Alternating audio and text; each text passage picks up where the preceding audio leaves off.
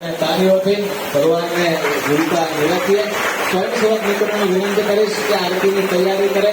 ઝડપથી ઠાકોરજીની આરતી પેટાવી દેવામાં આવે. સુકામેવાના હિંડોળાની અંદર વલ્લભ ભક્તો દર્શન કરશો તો આપ ધ્યાનથી અને હૈયાની અંદર ઠાકોરજીને આપણે ઉતારવાના છે.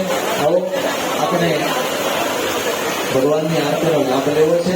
એક આરતી સહજાનંદ દયાળુ સહજાનંદ દયાળુ બળવંત બાહુ નાની શરણ